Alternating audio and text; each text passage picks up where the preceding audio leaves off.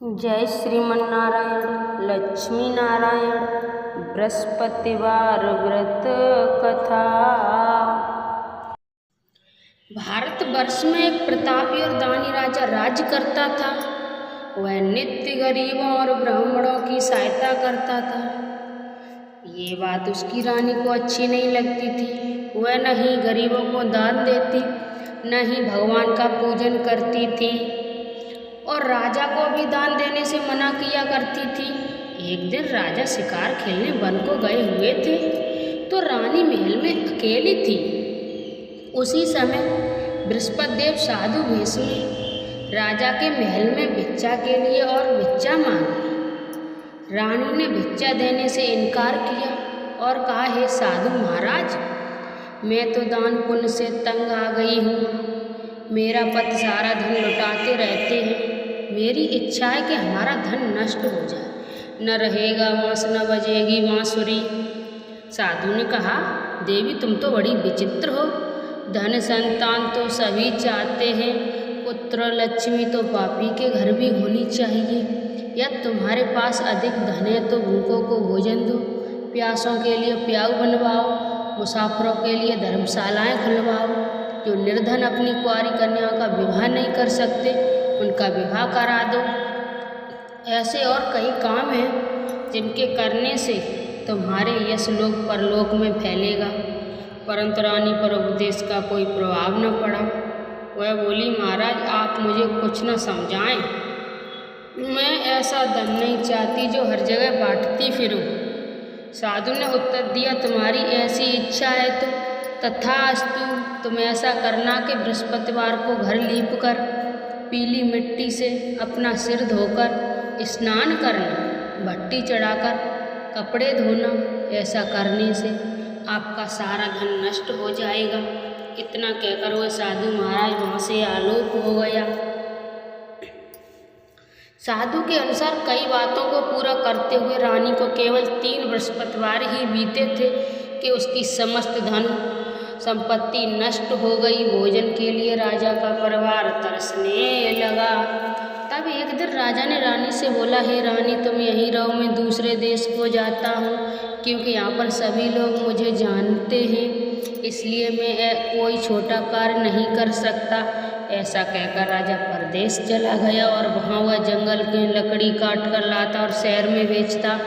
इस तरह वह अपना जीवन व्यतीत करने लगा। इधर राजा के परदेश जाते ही रानी और दासी दुखी रहने लगी। एक बार जब रानी और दासी को 7 दिन तक बिना भोजन के रहना पड़ा तो रानी ने अपनी दासी से कहा, हे दासी, पास के नगर में मेरी बहन रहती है, वह बड़ी धनवान है, तू उसके पास जा और कुछ ले आ ताकि थोड़ी बहुत गुजर बसर हो जाए। दासी रानी की बहन के पास गई। उस दिन गुरुवार था और रानी की बहन उस समय बृहस्पति व्रत की कथा सुन रही थी। दासी ने रानी की बहन को अपनी रानी का संदेश दिया, लेकिन रानी की बड़ी बहन ने कोई उत्तर नहीं दिया। जब दासी को रानी की बहन से कोई उत्तर नहीं मिला तो वह बहुत दुखी हुई और उसे क्रोध भी आया। दासी ने वापस आकर रानी को सारी बात बता दी। सुनकर रानी ने अपने भाग्य को कोसा। उधर रानी की बहन ने सोचा कि मेरी बहन आई थी परंतु मैंने उससे नहीं बोली, इससे वह बहुत दुखी हुई होगी। कथा सुनकर और पूजन समाप्त करके वह अपनी बहन के पास गई। कहने लगी, है बहन, मैं बृहस्पतिवार का व्रत कर रही थी। तुम्हारी दासी मेरे घर आई थी परंतु जब तक कथा होती है तब तक न उठते हैं और ना ही बोलते हैं, इसलिए मैं नहीं बोली। कहो दासी क्यों गई थी? रानी बोली, बहन तुमसे क्या छिपाऊं, हमारे घर में खाने तक को अनाज नहीं था। ऐसा कहकर रानी की आंखें भर आईं।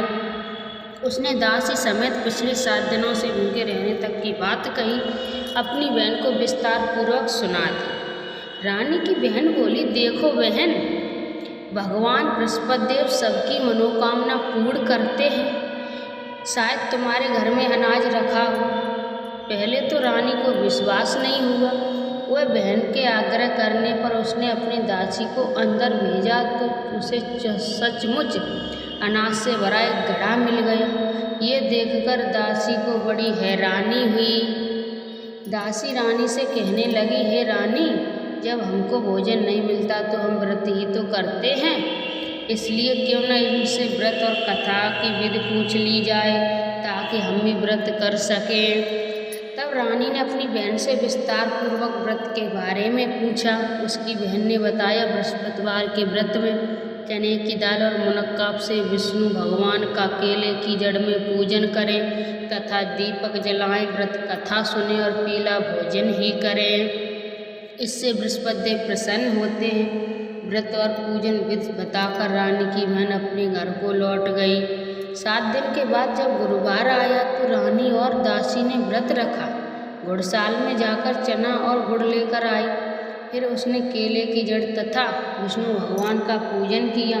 अब पीला भोजन कहाँ से आए? तब इस बात को लेकर दोनों बहुत दुखी थे। क्योंकि उन्होंने व्रत रखा था, इसलिए बृहस्पति देव उनसे प्रसन्न थे। इसलिए वे एक साधारण व्यक्ति का रूप धारण कर 2 थालों में सुंदर पीला भोजन दासी को दे गए। भोजन पाकर दासी प्रसन्न हुई और फिर रानी के साथ मिलकर भोजन ग्रहण किया। उसके बाद वे सभी गुरुवार को व्रत और पूजन करने लगी। बृहस्पति भगवान की कृपा से उनके पास धन संपत्ति आ गई, परंतु रानी फिर से पहले की तरह आलस करने लगी। तब दासी बोली, देखो रानी, तुम पहले भी इस प्रकार आलस करती थी, तुम्हें धन रखने में कष्ट होता था, इस कारण सभी धन नष्ट हो गया, और जब भगवान बृहस्पति की कृपा से धन मिलाए तो तुम्हें फिर से आलस होता है। रानी को समझाते हुए दासी कहती है, बड़ी मुसीबत के बाद हमने ये धन पाया है, इसलिए हमें दान पुण्य करना चाहिए, भूखे मनुष्य को भोजन कराना चाहिए और धन को शुभ कार्य में खर्च करना चाहिए, जिससे तुम्हारे कुल का यश बढ़ेगा, स्वर्ग की प्राप्ति होगी और पितृ प्रसन्न होंगे। दासी की बात मानकर रानी अपना धन शुभ कार्य में खर्च करने लगी, जिससे पूरे नगर में उसका यश फैलने लगा। बृहस्पतिवार व्रत कथा के बाद श्रद्धा के साथ आरती की जानी चाहिए। इसके बाद प्रसाद बांटकर उसे ग्रहण करना चाहिए। एक दिन राजा दुखी होकर जंगल में एक पेड़ के नीचे आसन जमाकर बैठ गया।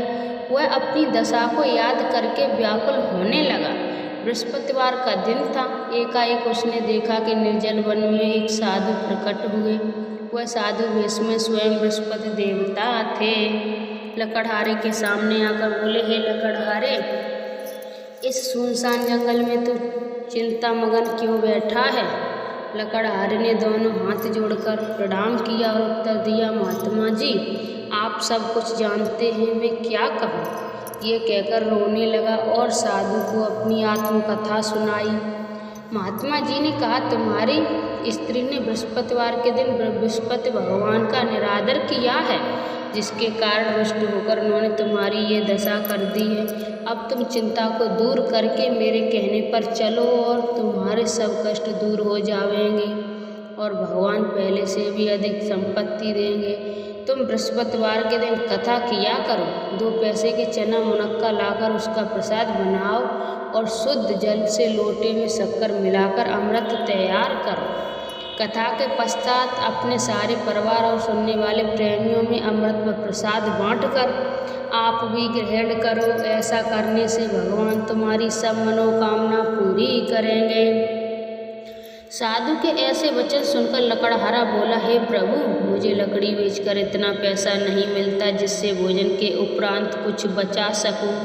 मैंने रात्रि में अपनी स्त्री को व्याकुल देखा है। मेरे पास कुछ भी नहीं है जिससे मैं उसकी खबर मंगा सकूं। साधु ने कहा, हे लकड़हारे, तुम किसी बात की चिंता मत करो। बृहस्पतिवार के दिन रोजाना की तरह लकड़ियों लेकर शहर को जाओ। तुम्हारे रोज से 2 गुना धन प्राप्त होगा, जिससे तुम भली भांति भोजन कर लोगे तथा बृहस्पति देव की पूजा का सामान भी आ जाएगा। इतना कहकर साधु अंतर्ध्यान हो गए। धीरे धीरे समय व्यतीत होने पर वही फिर बृहस्पतिवार का दिन आया। लकड़हारा जंगल में लकड़ी काटकर किसी शहर में बेचने गया। उसे उस दिन और दिन से अधिक पैसा मिला। राजा ने चना गुड़ आदि लाकर गुरुवार का व्रत किया। उस दिन से उसके सभी कलेश दूर हुए। परंतु जब दोबारा गुरुवार का दिन आया तो बृहस्पतिवार का व्रत करना भूल गया। इस कारण बृहस्पति भगवान नाराज हो गए। उस दिन उस नगर के राजा ने विशाल यज्ञ का आयोजन किया तथा शहर में ये घोषणा करा दी कि कोई भी मनुष्य अपने घर में भोजन न बनावे, न आग जलावे। समस्त जनता मेरे यहाँ भोजन करने आवे। इस आज्ञा को जो न मानेगा उसे फांसी की सजा दी जाएगी। इस तरह की घोषणा संपूर्ण नगर में करवा दी गई। राजा की आज्ञा अनुसार शहर के सभी लोग भोजन करने गए, लेकिन लकड़हारा कुछ देर से पहुंचा, इसलिए राजा अपनों साथ घर ले गए और ले जाकर भोजन करा रहे थे तो रानी ने दृष्टि उस खुटी पर पड़ी जिस पर उसका हार लटका हुआ था। वह वहाँ को दिखाई नहीं दिया। रानी ने निश्चय किया कि मेरा हार इस मनुष्य ने चुरा लिया है। उसी समय सिपाही को बुलाकर उसको कारागार में डलवा दिया। जब लकड़हारा कारागार में पड़ गया और बहुत दुखी होकर विचार करने लगा कि न जाने कौन से पूर्व जन्म कर्म से मुझे ये दुख प्राप्त हुआ है, और उसी साधु को याद करने लगा जो कि जंगल में मिला था। उसी समय तत्काल बृहस्पति देव साधु के रूप में प्रकट हुए और उसकी दशा को देखकर कहने लगे, अरे मूर्ख, तूने बृहस्पतिवार की कथा नहीं करी, इस कारण तुझे दुख प्राप्त हुआ है। अब चिंता मत कर, बृहस्पतिवार के दिन कारागार के दरवाजे पर 4 पैसे पड़े मिलेंगे, उनसे तू बृहस्पति देव की पूजा करना, तेरे सभी कष्ट दूर हो जाएंगे। बृहस्पतिवार के दिन उसे 4 पैसे मिले। लकड़हारे ने कथा कही। उसी रात को बृहस्पति देव ने उस नगर के राजा को सपन में कहा, हे राजन, तुमने जिस आदमी को कारागार में बंद कर दिया है वह निर्दोष है, वह राजा है, उसे छोड़ देना। रानी का हार उसी कुटी पर लटका है। अगर तू ऐसा नहीं करेगा तो मैं तेरे राज्य को नष्ट कर दूंगा।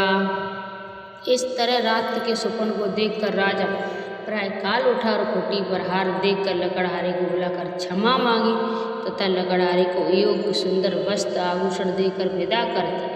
बृहस्पतिवार की आज्ञा अनुसार लकड़हारा अपने नगर को चल दिया। राजा जब अपने नगर के निकट पहुंचा तो उसे बड़ा आश्चर्य हुआ। नगर में पहले से अधिक बाग, तालाब, कुएं तथा बहुत सी धर्मशालाएं, मंदिर आदि बन गई। राजा ने पूछा, ये किसका बाग है और किसकी धर्मशाला है? तब नगर के सब लोग कहने लगे, ये सब रानी और बांदी के हैं। तो राजा को आश्चर्य हुआ और गुस्सा भी आया। जब रानी ने ये खबर सुनी तो राजा आ रहे हैं तो उन्होंने बांदी से कहा कि हे दासी, देख राजा हमको कितनी बुरी हालत में छोड़ गए थे। हमारी ये ऐसी हालत देखकर वह लौट ना जाएं, इसलिए तू दरवाजे पर खड़ी हो जा। आज्ञा अनुसार दासी दरवाजे पर खड़ी हो गई। राजा आए तो उन्हें अपने साथ लिवा लाए। तब राजा ने क्रोध करके अपनी रानी से पूछा कि धन तुम्हें कैसे प्राप्त हुआ? तब उन्होंने कहा, हमें ये धन बृहस्पति देव ने इस प्रव्रत के प्रभाव से हुआ है। राजा ने निश्चय किया कि 7 रोज बाद तो सभी बृहस्पतिवार का पूजन करते हैं, परंतु मैं प्रतिदिन 3 बार कहानी तथा रोज व्रत किया करूँगा। अब हर समय राजा के दुपट्टे में चने की दाल बंधी रहती तथा 3 बार कहानी कहता। एक रोज राजा ने विचार किया कि चलो अपनी बहन के यहाँ हो आवे। इस तरह निश्चय कर राजा घोड़े पर सवार और अपनी बहन के यहाँ चलने लगा। मार्ग में उसने देखा कि कुछ आदमी एक मुर्दे को लिए जा रहे हैं। उन्हें रोककर राजा ने लगा, अरे भाइयों, मेरी बृहस्पतिवार की कथा सुन लो। वे बोले, लो, हमारा तो आदमी मर गया है, इसको अपनी कथा की पड़ी है। परंतु कुछ आदमी बोले, अच्छा कहो, हम तुम्हारी कथा भी सुनेंगे। राजा ने दान निकाली और जब कथा आदि हुई तो मुर्दा हिलने लग गया, और जब कथा समाप्त हो गई तो राम राम करके मनुष्य उठकर खड़ा हो गया। आगे मार्ग में उसे एक किसान खेत में हल चलाता मिला। राजा ने उसे देख और उससे बोले, अरे भैया, तुम मेरी बृहस्पतिवार की कथा सुन लो। किसान बोला, जब तक मैं तेरी कथा सुनूंगा तब तक तो 4 हरैया जोत लूँगा, जा अपनी कथा किसी और को सुनाना। इस तरह राजा आगे चलने लगा तो राजा के हटते ही बैल पछाड़ खाकर गिर गए तथा किसान के पेट में बड़ी जोर से दर्द होने लगा। उस समय उसकी माँ रोटी लेकर आई। उसने जब यह देखा तो अपने पुत्र से सब हाल पूछा और बेटे सभी हाल कह दिए।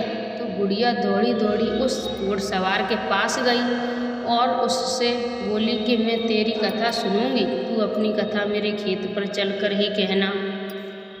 राजा ने बुढ़िया के खेत पर जाकर कथा कही, जिसके सुनते ही वह बैल उठ खड़े हुए तथा किसान के पेट का दर्द भी बंद हो गया। राजा अपनी बहन के घर पहुंचा। बहन ने भाई की खूब मेहमानी की। दूसरे रोज प्रातःकाल राजा जगा तो वह देखने लगा कि सब लोग भोजन कर रहे हैं। राजा ने अपनी बहन से कहा, ऐसा कोई मनुष्य जिसने भोजन नहीं किया हो, मेरी बृहस्पतिवार की कथा सुन ले। बहन बोली, भैया ये देश ऐसा ही है कि पहले यहाँ लोग भोजन करते हैं, बाद में अन्य काम करते हैं। अगर कोई पड़ोस में हो तो देखाऊं। वह ऐसा कहकर देखने चली गई, परंतु उसे कोई ऐसा व्यक्ति नहीं मिला जिसने भोजन न किया हो। वह एक कुम्हार के घर गई जिसका लड़का बीमार था। उसे मालूम हुआ कि उसने यहाँ 3 रोज से किसी ने भोजन नहीं किया है। रानी ने अपने भाई की कथा सुनने के लिए कुम्हार के कहा वह तैयार हो गया। राजा ने जाकर बृहस्पतिवार की कथा कही, जिसको सुनकर उसका लड़का ठीक हो गया। अब तो राजा की प्रशंसा होने लगी। एक रोज राजा ने अपनी बहन से कहा कि हे बहन, हम अपने घर को जाएंगे, तुम भी तैयार हो जाओ। राजा की बहन ने अपनी सास से कहा। सास ने कहा, हाँ चली जा, परंतु अपने लड़के को मत ले जाना, क्योंकि तेरे भाई के कोई औलाद नहीं है। बहन ने अपने भैया से कहा, हे भैया, मैं तो चलूँगी पर कोई बालक नहीं जाएगा। राजा बोला, जब कोई बालक नहीं जाएगा तो तुम ही क्या करोगी। वह बड़े दुखी मन से राजा अपने घर को लौट आया। राजा ने अपनी रानी से कहा, हम निर्वंशी हैं, हमारा मुख देखने का धर्म नहीं है और कुछ भोजन आदि नहीं किया। रानी बोली, है प्रभु, बृहस्पति देव ने हमें सब कुछ दिया है, वह हमें औलाद अवश्य देंगे। उसी रात बृहस्पति देव ने राजा के सपन में कहा, हे राजा उठ, सभी सोच त्याग दे, तेरी रानी गर्भ से है। राजा की ये बात सुनकर बड़ी खुशी हुई। 90 महीने में उसके गर्भ में एक सुंदर पुत्र पैदा हुआ। तब राजा बोला, हे रानी, स्त्री बिना भोजन के रह सकती है पर बिना कहे नहीं रह सकती। जब मेरी बहन आवे तो मुझसे कुछ मत कहना। रानी ने सुनकर हाँ कर दिया। जब राजा की बहन ये शुभ समाचार सुन तो बहुत खुशी हुई और बधाई लेकर अपने भाई के यहाँ आई। तब रानी ने कहा, घोड़ा चढ़कर तो नहीं आई, गधा चढ़ी आई। राजा की बहन बोली, भाभी, मैं इस प्रकार न कहती तो तुम्हारी औलाद कैसे होती। बृहस्पति देव ऐसे ही हैं, जैसी जिसके मन में कामना है सभी को पूर्ण करते हैं। जो सद्भावना से बृहस्पतिवार का व्रत करता है एवं कथा पढ़ता है अथवा सुनता है, दूसरों को सुनाता है, बृहस्पति देव उसकी सभी मनोकामना पूर्ण करते हैं। बोलिए बृहस्पति देव भगवान की। भगवान बृहस्पति देव उसकी सदैव रक्षा करते हैं। संसार में जो मनुष्य सद्भावना से भगवान जी का पूजन व्रत सच्चे हृदय से करते हैं तो उनकी सभी मनोकामना पूर्ण करते हैं। जैसी सच्ची भावना से रानी और राजा ने उनकी कथा का गुणगान किया तो उनकी सभी इच्छाएं बृहस्पति देव जी ने पूर्ण की। इसलिए पूर्ण कथा सुनने के बाद प्रसाद लेकर जाना चाहिए। हृदय से उनका मनन करते हुए जयकारा बोलना चाहिए। बोलो बृहस्पति देव की जय, भगवान विष्णु की जय। बृहस्पति भगवान की एक और व्रत कथा। प्राचीन काल में एक ब्राह्मण रहता था। वह बहुत निर्धन था, उसके कोई संतान नहीं थी। उसकी स्त्री बहुत मलिनता के साथ रहती थी। वह स्नान न करती, किसी देवता का पूजन न करती। इससे ब्राह्मण देवता बड़े दुखी थे। बेचारे बहुत कुछ कहते किंतु उसका कुछ परिणाम न निकला। भगवान की कृपा से ब्राह्मण के स्त्री के कन्या रूपी रत्न पैदा हुआ। कन्या बड़ी होने पर प्राय स्नान करके विष्णु भगवान का जाप व बृहस्पतिवार का व्रत करने लगी। अपने पूजन पाठ को समाप्त करके विद्यालय जाती तो अपनी मुट्ठी में जौ भर ले जाती और पाठशाला के मार्ग में डालती जाती। जब ये जौ स्वर्ण के हो जाते लौटते समय उनको बीन कर घर ले आती। एक दिन वह बालिका सूप में उस सोने के जौ को फटक कर साफ कर रही थी कि उसके पिता ने देख लिया और कहा, हे बेटी, सोने के जौ के लिए सोने का सूप होना चाहिए। दूसरे दिन बृहस्पतिवार था। इस कन्या ने व्रत रखा और बृहस्पति देव से प्रार्थना करके कहा, मैंने आपकी पूजा सच्चे मन से की हो तो मेरे लिए सोने का सूप दे दो। बृहस्पति देव ने उसकी प्रार्थना स्वीकार कर ली। रोजाना की तरह वह कन्या जौ फैलाती हुई जाने लगी। जब लौटकर जौ बीन रही थी तो बृहस्पति देव की कृपा से सोने का सूप मिला। उसे वह घर ले आई और उसमें जौ साफ करने लगी, परंतु उसकी माँ का वही ढंग रहा।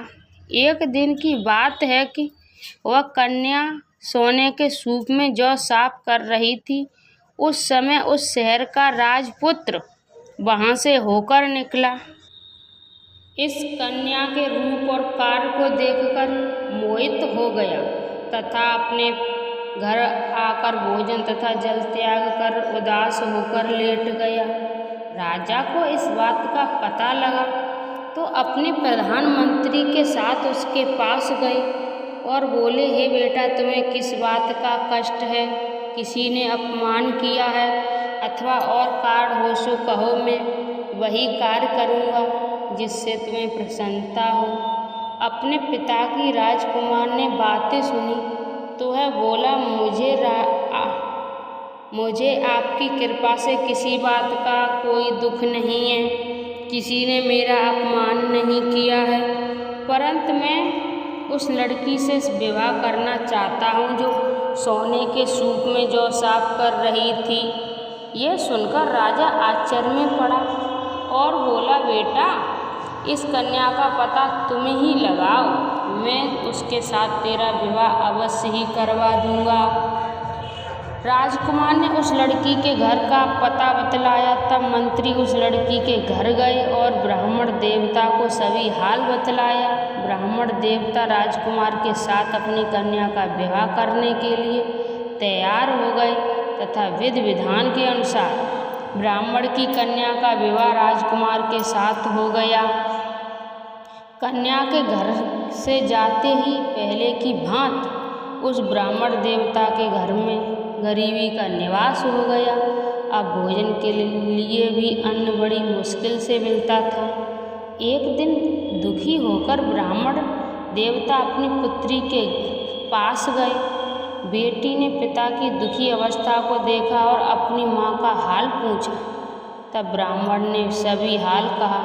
कन्या ने बहुत सा धन देकर अपने पिता को विदा कर दिया। इस तरह ब्राह्मण का कुछ समय सुखपूर्वक व्यतीत हुआ।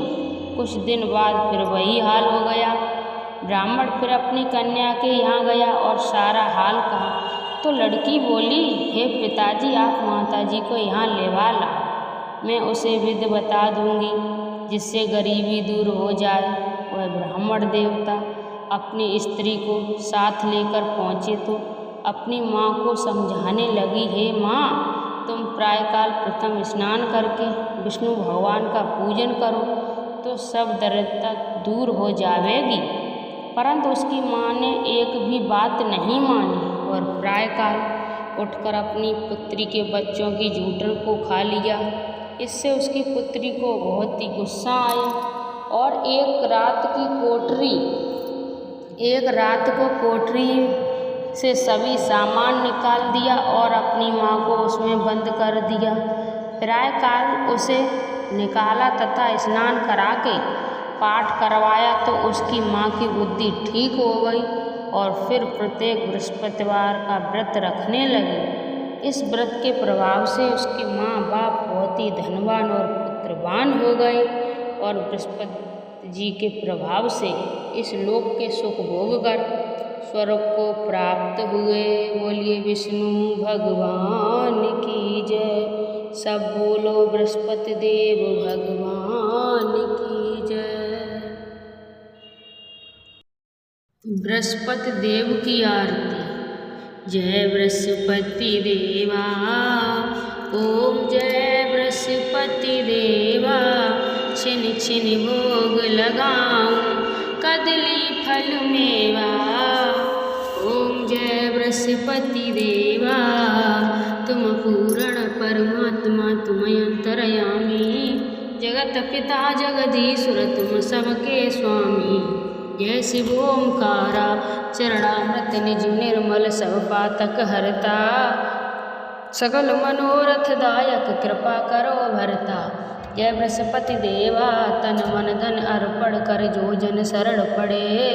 प्रभु प्रकट तब होकर आकर द्वार खड़े। जय बृहस्पति देवा, दीन दया दया निधि भक्तन हितकारी।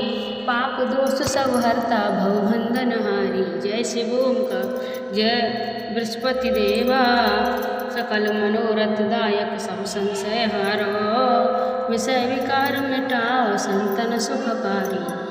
जय बृहस्पति देवा, जो कोई आरती तेरी प्रेम सहित गावे। जेठानंद आनंद कर सो निश्चय पावे। जय बृहस्पति देवा, जय बृहस्पति देवा। सब बोलो भगवान विष्णु की जय। बोलो बृहस्पति देव भगवान की जय।